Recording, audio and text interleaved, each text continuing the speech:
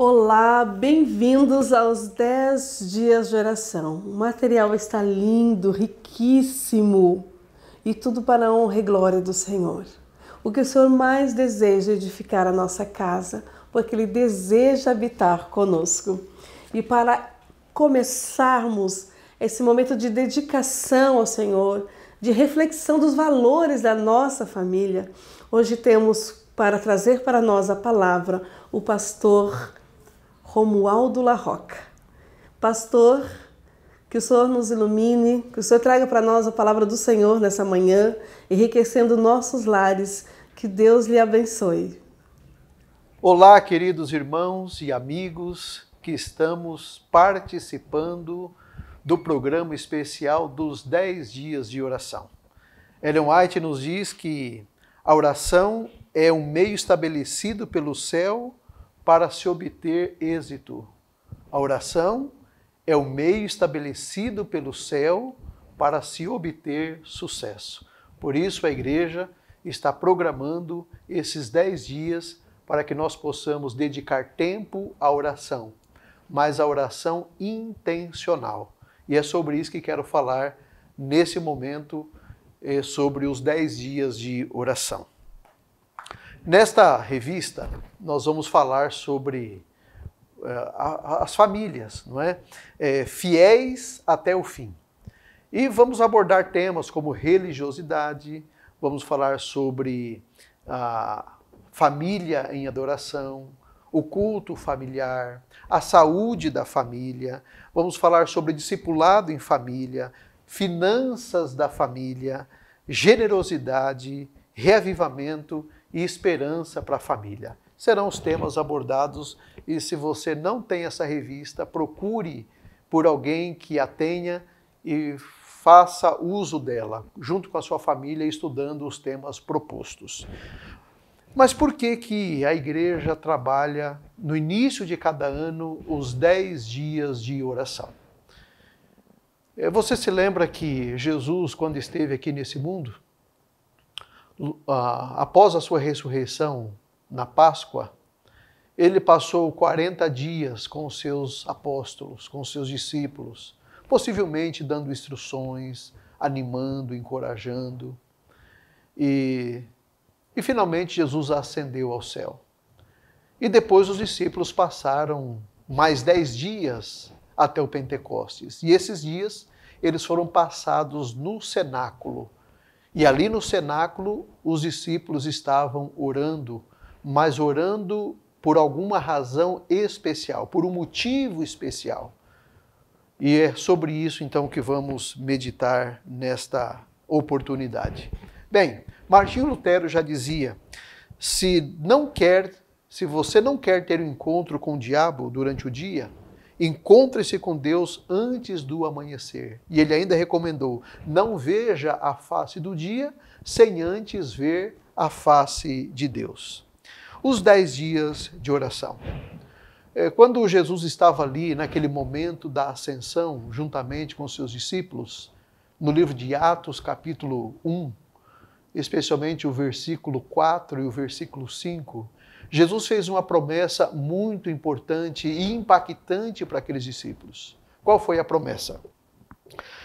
E estando com eles, determinou-lhes que não se ausentassem de Jerusalém, mas que esperassem a promessa do Pai, que de mim ouvistes.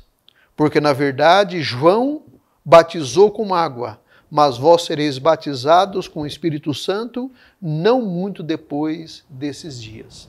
Bom, Jesus havia feito a promessa para os discípulos do derramamento do Espírito Santo. Mas o Espírito Santo já não estava com os discípulos? O Espírito Santo já não estava com os apóstolos? O Espírito Santo já não estava desde a fundação do mundo? No Velho Testamento e nos Evangelhos? Claro que sim. Mas por que essa promessa, então, de um derramamento do Espírito Santo? Se nós olharmos para a Bíblia, vamos observar que o Espírito Santo sempre foi atuante em toda a história. É o Espírito Santo que nos convence do pecado, da justiça e do juízo. Ele atuou no batismo de Jesus ali, naquele momento que João o batizou. O Espírito Santo é que testifica que nós somos filhos de Deus. O Espírito Santo é quem purifica os corações. Ele derrama o seu amor por nós. Ele intercede nas nossas orações. E Paulo até diz que com gemidos inexprimíveis, Ele nos transforma. Ele é Deus, segundo Atos capítulo 5, verso 4. Ele nos sela para a salvação, segundo o livro de Efésios 4:30. Mas esse momento aqui tinha uma razão especial, porque Jesus pediu para que eles orassem. Mas tem mais. O Espírito Santo estava presente na vida de Maria. Maria concebeu Jesus, segundo o texto sagrado de Lucas, pelo Espírito Santo. Isabel, quando se encontrou com Maria, ela sentiu, e o texto sagrado diz, que ela ficou cheia do Espírito Santo ao ouvir as palavras de Maria. Ao falar do seu esposo, Zacarias, era um sacerdote cheio do Espírito Santo. João Batista fez um ministério cheio do Espírito Santo. Simeão, aquele ancião piedoso na porta do templo, também cheio do Espírito Santo e sensibilizado pelo Espírito Santo. E foi assim que ele reconheceu Jesus. O Espírito Santo, em toda a história da Bíblia, conduz os seus filhos para Jesus Cristo e conduz para a salvação. E por que Jesus então disse aos discípulos que eles deveriam receber e aguardar o Espírito Santo? Ele já não estava presente? Ele já não estava atuando? Bem, se seguirmos o texto de Atos capítulo 1, no verso 6 até o 8, diz assim: Aqueles, pois, que se haviam reunido, perguntaram-lhe, dizendo: Senhor, restaurarás tu nesse tempo o reino a Israel? E disse-lhes: Não vos pertence saber os tempos ou as estações que o Pai estabeleceu pelo seu próprio poder, mas recebereis o poder do Espírito Santo, que há de vir sobre vós, e ser-me-eis testemunhas tanto em Jerusalém, como em toda a Judéia, Samaria e até os confins da terra. Veja, aqui já esclarece. Por que Jesus prometeu para aqueles discípulos o Espírito Santo? Aqui o verso 8 deixa muito claro que Jesus prometeu o Espírito Santo no sentido de que eles ficariam cheios e receberiam o poder para testemunhar daquilo que Jesus havia feito, das promessas de Jesus e principalmente sobre a vinda de Jesus, a segunda vinda de Jesus. Eles receberiam poder, mas o Espírito Santo sempre atuou na vida dos filhos de Deus. E eu queria dizer para você que o Espírito Santo já está presente na sua vida. Se você é um fiel adventista do sétimo dia, se você aguarda com ansiedade a volta de Jesus, você já foi batizado pelo Espírito Santo. Você tem o Espírito Santo na sua vida porque ele já te selou para a salvação. Mas por que nós então seguimos nessa busca intensa pelo poder do Espírito Santo? Uma porção dobrada do Espírito Santo, como é comum nós dizermos por aí. É porque nós precisamos de um poder para testemunhar. Na realidade, os discípulos, eles estavam distraídos, como muitos de nós ficamos. Nós estamos vivendo uma pandemia e você já observou que, infelizmente, muitas pessoas perderam a vida. Para vocês, falando de números de hoje, próximo a 18 de fevereiro, nos Estados Unidos já são mais de 27 milhões, praticamente 28 milhões de pessoas que foram infectadas por esse vírus. Nos Estados Unidos, mais de 485 mil pessoas perderam suas vidas. No nosso Brasil, na nossa pátria, já passamos de 10 milhões de pessoas infectadas. E já passamos de 240 mil óbitos em nosso país. E quando olhamos para o cenário mundial, são mais de 110 milhões de pessoas infectadas por esse vírus. E são mais de 2 milhões e 400 mil óbitos. E as pessoas são tentadas a pensar como pensavam os discípulos e perguntarem como perguntaram os discípulos. Senhor, é nesse tempo que restaurarás o reino a Israel? Não é a pergunta que eles fazem lá no início do capítulo 1, verso 4 e verso 5? Não é nesse tempo, aliás, desculpa, o verso 7, 6 e 7, não é nesse tempo que o Senhor vai restaurar a Israel? É esse o tempo? Bem, Jesus então responde para aqueles discípulos de maneira muito clara. Vocês receberão poder ao descer sobre vós o Espírito Santo e serão minhas testemunhas em Jerusalém, em Samaria, em toda a Judéia e até os confins da terra. Na verdade, Jesus estava dizendo, vocês estão preocupados com o que está acontecendo? Não se preocupe com o que está acontecendo ao vosso redor. Se preocupem em pedir o poder do Espírito Santo na sua vida para testemunhar. Os versos 9 de Atos, 9 até o 11, tem uma outra situação muito interessante nesse cenário em que Jesus está ascendendo ao céu, a despedida de Jesus e a reação dos discípulos. E quando dizia isto, vendo eles, foi elevado às alturas e uma nuvem o recebeu, ocultando-o a seus olhos. E estando com os olhos fitos no céu, enquanto ele subia, eis que junto dele se puseram 2 homens vestidos de branco, os quais lhes disseram, homens galileus, por que estáis olhando para o céu? Esse Jesus que dentre vós foi recebido em cima no céu, há de vir assim como para o céu o viste subir. Esses 2 varões vestidos de branco, logicamente, todos os intérpretes da Bíblia dizem que foram anjos que se postaram ao lado daqueles discípulos e disseram, varões galileus, por que vocês estão olhando para o céu? É uma pergunta. Por que vocês estão olhando para cima? Por que estão olhando para o céu? Por que os anjos fizeram essa pergunta? Por que estão olhando para o céu? Porque Jesus havia dado uma missão para eles. Que eles deveriam ser testemunhas em Jerusalém, na Samaria, na Judéia e até os confins da terra. E sabe o que eles estavam fazendo? Estavam olhando para o céu. Ao invés de olharem para a horizontal, que era a missão deles, estavam olhando para a vertical. Ao invés de se preocuparem com a missão que eles tinham, eles estavam olhando para o céu. E sabe, diante do cenário de hoje, desse tempo que estamos vivendo, muitas pessoas estão ainda olhando para o céu. Eu fico pensando no sentimento daqueles discípulos que conviveram com Jesus. Imagine o Rei dos Reis, o Senhor dos Senhores, convivendo com eles. Imagine que sentimento eles tinham para com Jesus.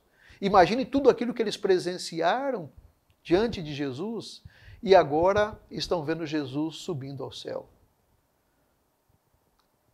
Eu fico imaginando aqueles discípulos numa reação como numa festa de crianças, quando uma criança toda empolgada segurando o seu balãozinho, de repente esse balão escapa e sobe, e a criança fica ali, perdida, olhando com sentimento de perda, porque o seu balãozinho está subindo para o céu.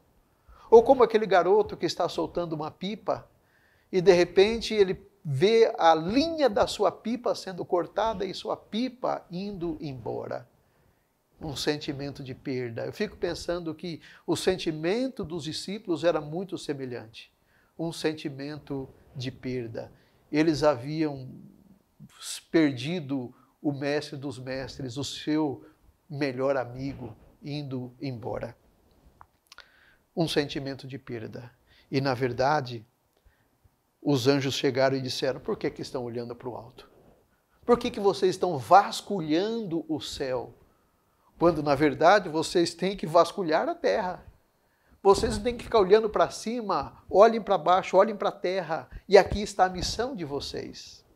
E quando os anjos carinhosamente lembraram os discípulos desta missão, eles entenderam que eles estavam preocupados demais com escatologia e de menos com a missiologia.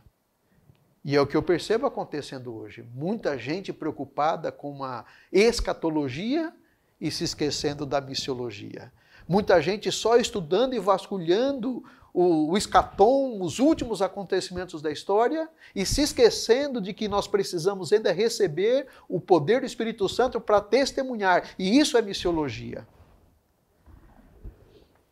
E por isso o texto, o verso 12, então termina dizendo assim: então voltaram para Jerusalém, do monte chamado das Oliveiras, que está perto de Jerusalém, à distância do caminho de um sábado. Pouco mais de, cerca de 1.600 metros. E entraram e subiram ao cenáculo, onde habitavam Pedro e João, Tiago e André, Filipe e Tomé, Bartolomeu e Mateus, Tiago, filho de Alfeu, Simão o Zelote e Judas, irmão de Tiago. E o verso 14 diz: e todos perseveravam unânimes em oração e súplicas, com as mulheres e Maria, mãe de Jesus, com seus irmãos. Olha que coisa interessante, quando os anjos despertaram neles, de que eles deveriam cumprir uma missão do Mestre, eles então correram para o cenáculo. Jesus disse lá no verso 4, vocês receberão poder não muito depois desses dias.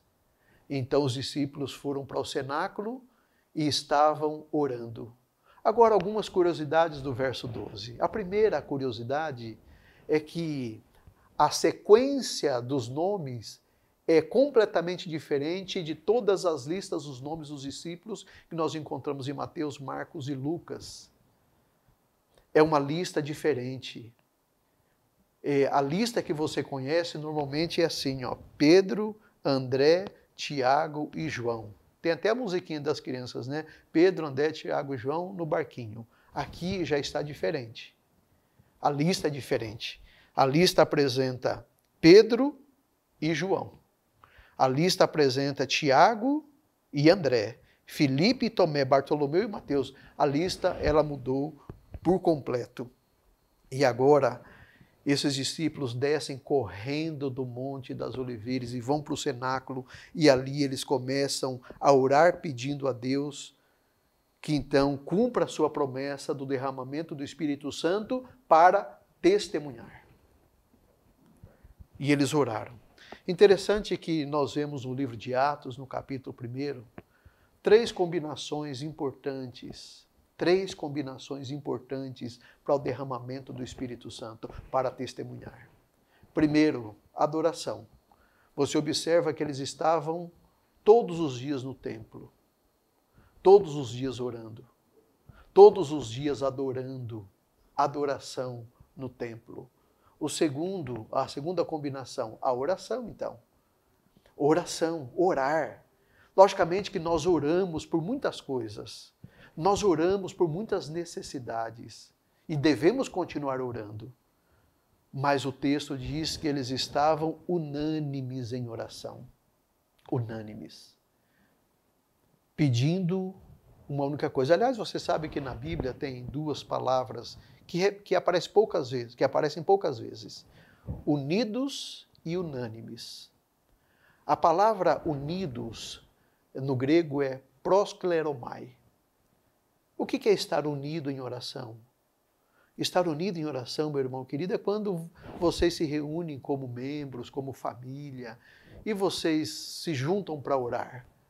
E, logicamente, cada um pede por alguma coisa. Alguém pede por emprego, alguém pede por saúde, alguém pede por família, alguém pede por alimento, por tantas necessidades. Isso é estar unidos em oração. Juntamos uma quantidade de pessoas e oramos cada um por sua necessidade. Mas estamos unidos. Mas a palavra que Lucas utiliza no livro de Atos, capítulo 1, aliás, somente Lucas utiliza essa palavra, unânimes, e essa palavra é homot madon. Qual que é a diferença entre unidos e unânimes? Qual que é a diferença entre proskleromai e homot madon? Homot madon significa o seguinte, que estavam unidos em oração, ou unânimes em oração, pelo mesmo propósito.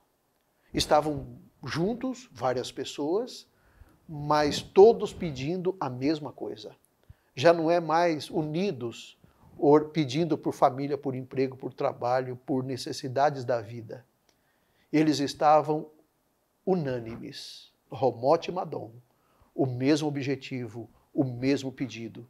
Eles estavam orando, pedindo que Deus cumprisse a promessa que Jesus fez, que derramaria o Espírito Santo para que eles pudessem testemunhar. Testemunhar. E de fato, quando você observa o que ocorre na vida dos discípulos, aquelas três combinações, templo, oração e unânimes. Você percebe, como já disse, na lista dos nomes, já não tem mais panelinhas. Eles estão unânimes, no mesmo propósito e na mesma direção. E eles então pedem o poder do Espírito Santo. E o que acontece na vida deles? Qual que é a diferença que o Espírito Santo fez na vida deles? E aí tem a resposta. Atos 4:3 diz, então eles, vendo a ousadia de Pedro e João, ou seja, ousadia para pregar o Evangelho. Atos 4:31 diz, e tendo orado, moveu-se o lugar onde estavam reunidos, e todos foram cheios do Espírito Santo, e anunciavam com ousadia a palavra de Deus. Então, o poder do Espírito Santo é dar ousadia para a pregação, coragem para a pregação, entusiasmo para a pregação, engajamento na pregação. É para isso que há o derramamento do Espírito Santo. E você vê os resultados. No único sermão de Pedro, 3.000 pessoas, 3.000 homens se converteram. Depois, no capítulo seguinte, no capítulo 4, acho que é um acréscimo de 5.000, você vai vendo depois nas cartas de Paulo, no livro de Atos, o crescimento exponencial da igreja naquele tempo, porque foi derramado o Espírito Santo e eles começaram a ver as maravilhas que Deus estava operando. Por isso, meus queridos irmãos e amigos, o tema da igreja para este ano aqui no estado de São Paulo e também na Associação Paulistana é o projeto, ou programa, na verdade é um programa, porque o projeto tem uma duração curta, um programa uma duração longa, e esse terá uma duração longa, o programa multiplicando a palavra através de nós. É o através de nós. E o texto sagrado diz que Deus fazia obras extraordinárias através dos apóstolos. É o que diz Atos 2:43. E em toda a alma havia temor, e muitas maravilhas e sinais se faziam através dos apóstolos. E assim como Deus utilizou os apóstolos, Deus deseja utilizar você também. Por isso, o meu desafio, o meu convite para você é que oremos nesses 10 dias. Oremos pelas necessidades que temos, oremos pela família. Mas, amigos, nós precisamos estar unânimes num pedido. Nós devemos estar homot madon num pedido. Nós devemos clamar ao Senhor que derrame sobre nós o poder do Espírito Santo para testemunhar. Se desejamos e almejamos ver Jesus Cristo voltando nas nuvens do céu com poder e grande glória, nós precisamos suplicar que Deus derrame sobre nós o Espírito Santo para testemunhar. E aí sim nós veremos o nosso Salvador. Vamos deixar um pouco a escatologia e vamos para a missiologia se desejamos ver Jesus Cristo voltando em glória e majestade. Sabe, eu tenho visto muitas ações de irmãos nesses dias de oração. Eu queria encerrar testemunhando de um de nossos distritos aqui da Associação Paulistana. Sabe o que eles estão fazendo? eles já estão indo nas casas de todos os vizinhos da igreja. Estão indo nas casas e perguntando assim, ó, e falando assim, ó, nós vamos ter os 10 dias de oração e nós queremos orar pela sua família. O tema é a família e nós queremos orar pela sua família. Tem alguma necessidade que você quer que nós oremos por sua família? E eles estão anotando o nome de todas as famílias ao redor da igreja. E depois que passarem os 10 dias de oração, eles retornarão nessas casas para saber que milagres e que bênção essas pessoas receberam. É uma maneira de testemunhar, é uma maneira de levar o evangelho através desses irmãos, ou seja, através de nós. E encerro esse texto, esta mensagem, lendo aquilo que a senhora White diz no livro Atos dos Apóstolos. A igreja é um instrumento apontado por Deus para a salvação dos homens. Foi organizada para servir e sua missão é levar o evangelho ao mundo. Desde o princípio tem sido o plano de Deus que através de sua igreja seja refletido para o mundo sua plenitude e suficiência. A igreja, meus irmãos, ela foi estabelecida para esse propósito, de levar o evangelho, levar o amor de Cristo para toda a humanidade. Que Deus abençoe você, para que você seja um instrumento de Deus nesses dias de oração, orando, clamando pelo derramamento do Espírito Santo, mas que Deus possa agir através de você neste ano de 2021 e por todos os anos até que Cristo volte. Que Deus abençoe você. É a minha prece, é o meu desejo, é o meu chamado para você também. Que bênção, pastor. Deus seja louvado. Com certeza fomos enriquecidos neste dia. Como é bom ouvirmos a palavra do Senhor. Agora quero falar com vocês de como estão os distritos. Nós queremos agora saber quais são os seus pedidos, como que a igreja tem se desenvolvido apesar das nossas limitações.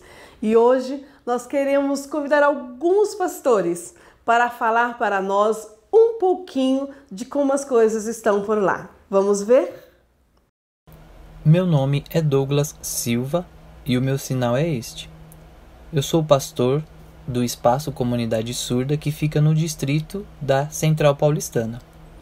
O nosso objetivo este ano é conseguir resgatar surdos, amigos e familiares da comunidade surda na região da Associação Paulistana.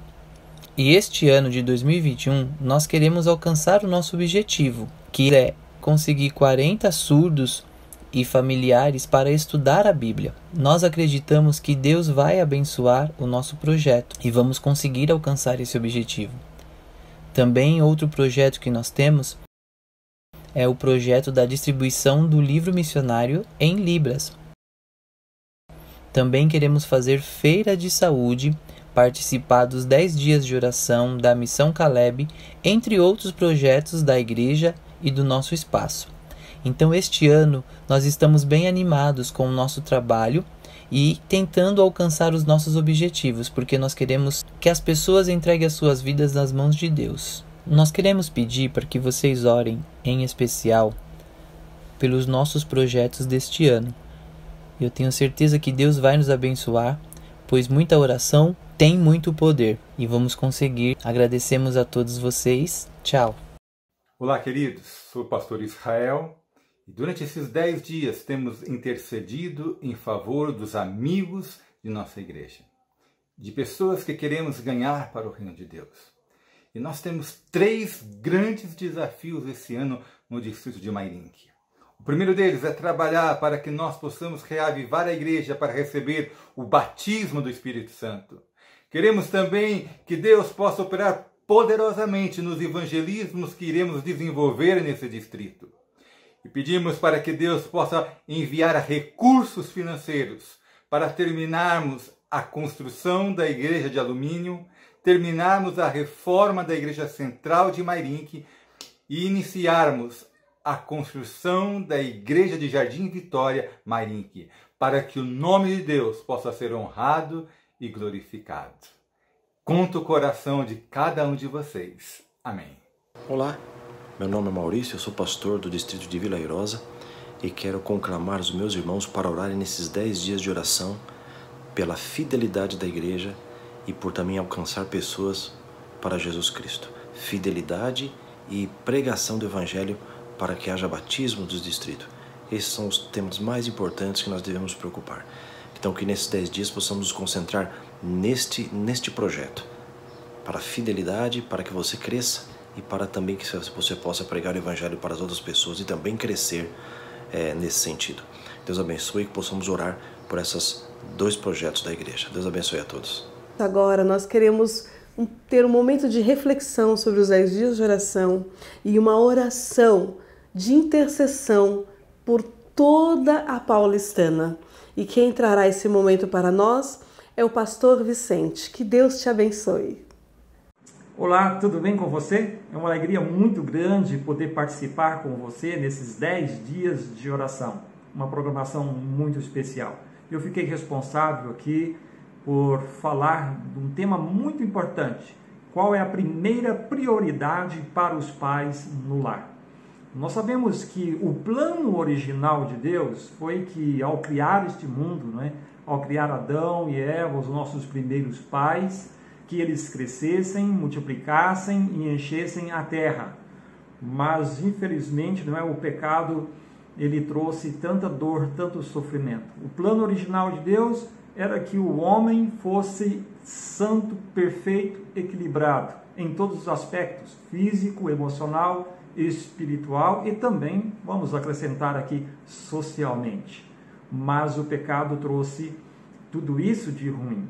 Mas Deus, Ele nos chama para que possamos agora, como cristãos renascidos em Cristo, poder ensinar os nossos filhos o caminho em que eles devem andar. E como que nós podemos fazer isso?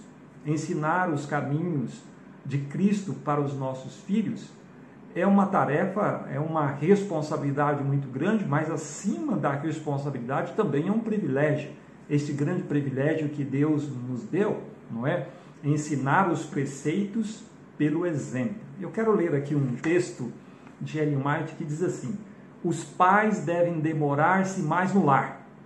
Por preceito e exemplo, devem ensinar os filhos a amar e temer a Deus. Devem ensinar-lhes a ser compreensivos, sociáveis, afetivos e cultivar hábitos de trabalho, de economia e abnegação, dando aos filhos amor, simpatia e encorajamento no lar. Os pais podem promover-lhes um seguro e aprazível refúgio contra muitas tentações do mundo. Está no livro Fundamentos da Educação Cristã, página 65. Observe isso, não é? Através do nosso exemplo, nós podemos ensinar os nossos filhos a serem pessoas melhores. Se nós pudermos educar os nossos filhos, futuramente nós vamos poder influenciar não somente a igreja, não é? A igreja ela é influenciada pelas pessoas que vêm dos lares. E não só a igreja, mas a sociedade. A gente sabe mais do que nunca que o lar é a base da sociedade. Então, meu querido irmão, minha querida irmã, pais queridos, você pode sim ajudar muito a igreja, pode ajudar muito a sociedade quando você educa os seus filhos na base que é a palavra de Deus. Como você vai poder fazer isso? O texto que nós lemos aqui é vivendo, é através do exemplo. Se você der o seu exemplo, se você viver o Evangelho como ele deve ser vivido, tenha certeza que o seu filho, sua filha, eles vão seguir os seus passos. E eu quero fazer aqui um apelo para você, querido papai, não é? Você que agora está iniciando essa tarefa nobre de ser pai, de ser mãe, eduque a criança no caminho que deve andar, desde pequenininha, não é? Desde recém-nascida, ali através do exemplo, ensinando a criança a orar, estudando a liçãozinha da escola sabatina diariamente com ela, você vai estar já plantando no seu pequeno cérebro, né, na sua mente, já a verdade, para que ela possa crescer já influenciada pela verdade, e com certeza os anjos do Senhor e o poder do Espírito Santo vai capacitá-lo para que você seja um bom pai e uma boa mãe. Eu quero, neste momento, orar por vocês, orar pelos seus filhos, orar pela nossa família. Feche os seus olhos e vamos orar. Amado Deus e Pai Celestial, louvado seja o Senhor. O Senhor nos deu uma missão fabulosa, fantástica, é de ser pais. Uma grande missão, um grande privilégio, mas também, Senhor, uma grande responsabilidade. Por isso nós colocamos a nossa vida em Tuas mãos e agora a vida desses nossos queridos pais que estão me ouvindo neste momento, que o Senhor conceda a eles sabedoria para que eles possam educar os seus filhos no caminho do Senhor. E porventura aqueles que são filhos, que estão neste momento me ouvindo, que também o coração deles sejam transformados para que eles sejam pais no futuro, pais melhores, para que no futuro eles sejam verdadeiros educadores e que agora no presente sejam bons filhos, obedientes aos pais, tementes a Deus e buscando fazer o melhor para que o nome do Senhor seja glorificado na vida deles. Toma a nossa vida em Tuas mãos, Senhor, e nos prepare como família, como igreja, para o reino celestial. Pedimos o nome de Jesus. Amém. Que Deus te abençoe ricamente.